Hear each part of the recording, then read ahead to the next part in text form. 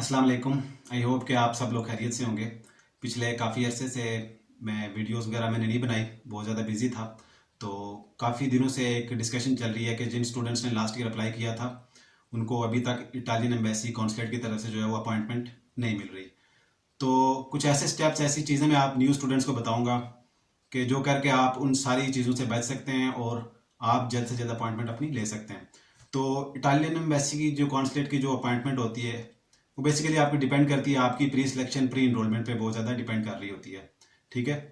तो ऐसी क्या वजूहत थी जो लास्ट ईयर स्टूडेंट्स ने की जिसकी वजह से उनको अपॉइंटमेंट नहीं मिली, और वो आप चीज़ें उनसे बच के आप अगर अप्लाई करें, आप प्रोसीजर करें तो आपको जल्द अपॉइंटमेंट मिल सकती है। तो न्यू स्टूडेंट्स के लिए तो बेसिकली मैं वीडियोस को दो पोर्शन में डिवाइड करूंगा। फर्स्ट पोर्शन जो मेरा होगा वो ये होगा कि आपको मैं बेसिकली प्री सिलेक्शन और प्री इनरोलमेंट का डिफरेंस समझाऊंगा एक, और इसका क्या इफेक्ट होता है आपकी इटालियन एम्बेसी में अपॉइंटमेंट पे। तो ये दो वीडियोस मैं बनाऊंगा अलग अलग, क्योंकि डिफरेंट टॉपिक पे हैं। तो सबसे पहले स्टार्ट करते हैं प्री सिलेक्शन और प्री इनरोलमेंट का क्या डिफरेंस है आपस में। तो बेसिकली इटालियन एम्बेसी की जो अपॉइंटमेंट होती है वो डिपेंड कर रही होती है आपकी प्री इनरोलमेंट पे, और आपकी प्री इनरोलमेंट जो है वो डिपेंड करती है आपकी प्री सिलेक्शन पे। आपकी प्री सिलेक्शन होगी, उसके बाद आप प्री इनरोलमेंट करते हैं, और प्री इनरोलमेंट के बाद जो आपकी इटालियन एम्बेसी की अपॉइंटमेंट होती है। तो फर्स्ट स्टेप को पहले डिस्कस करते हैं, प्री सिलेक्शन। तो प्री सिलेक्शन क्या है? प्री सिलेक्शन बेसिकली ये है कि जब अभी रिसेंटली इटली में एडमिशन ओपन है सारी यूनिवर्सिटीज़ में, तो आप हर यूनिवर्सिटी की वेबसाइट विजिट करते हैं, वहाँ पे पोर्टल उन्होंने बनाया है, उस लिंक पे आप क्लिक करते हैं, अपने आप को रजिस्टर करते हैं। जितने भी उन्होंने डॉक्यूमेंट्स मांगे होते हैं वो सारे के सारे डॉक्यूमेंट्स आप अपलोड करते हैं और अपनी जो है वो एक एप्लीकेशन सबमिट करवा देते हैं।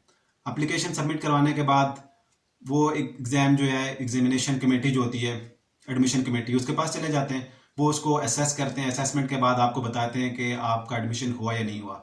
अगर आपका एडमिशन होता है तो आपको ऑफर लेटर भेज देते हैं आपका एडमिशन हुआ, अगर नहीं हुआ तब भी आपको बता देते हैं ईमेल के जरिए कि आपका एडमिशन नहीं हुआ।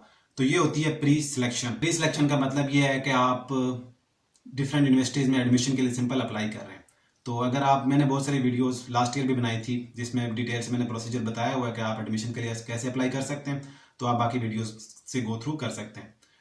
तो इसके बाद अगला जो स्टेप आता है वो प्री इनरोलमेंट का आता है। तो प्री सिलेक्शन के बाद, प्री सिलेक्शन के लिए तो आप जितनी यूनिवर्सिटीज़ में मर्जी अप्लाई करें, आपकी अपनी चॉइस होती है, आप 2 3 4 5 जितने भी यूनिवर्सिटीज़ में आप कर सकते हैं अप्लाई, उसमें कोई आपकी लिमिट नहीं होती।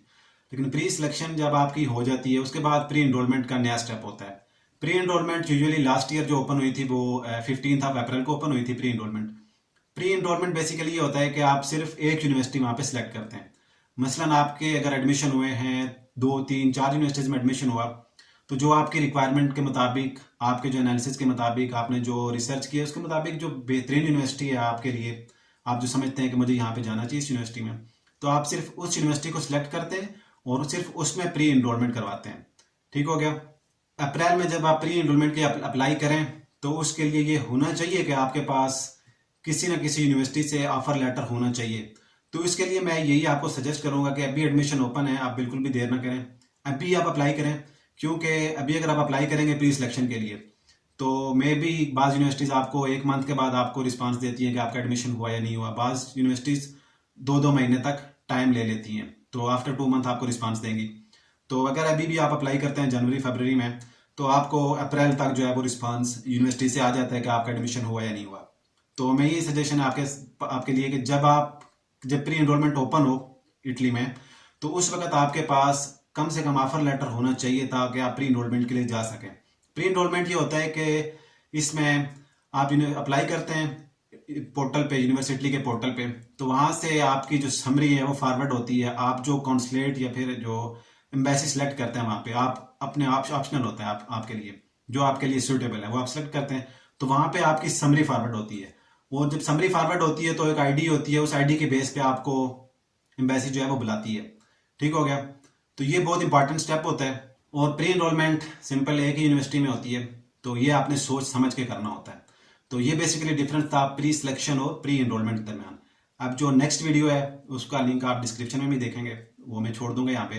तो उसमें मैं डिस्कस करूंगा कि प्री इनरोलमेंट का कितना इफेक्ट होता है आपकी इटालियन एम्बेसी में अपॉइंटमेंट पे। ये मैं आपको प्रैक्टिकली समझाऊंगा ये चीज़ें, कि लास्ट ईयर के जो स्टूडेंट के एक्सपीरियंस से जो मेरा एक्सपीरियंस हुआ है खुद, और सारी चीज़ों को मद्देनजर रखते हुए मैं आपको ये सारी चीज़ें बताऊंगा।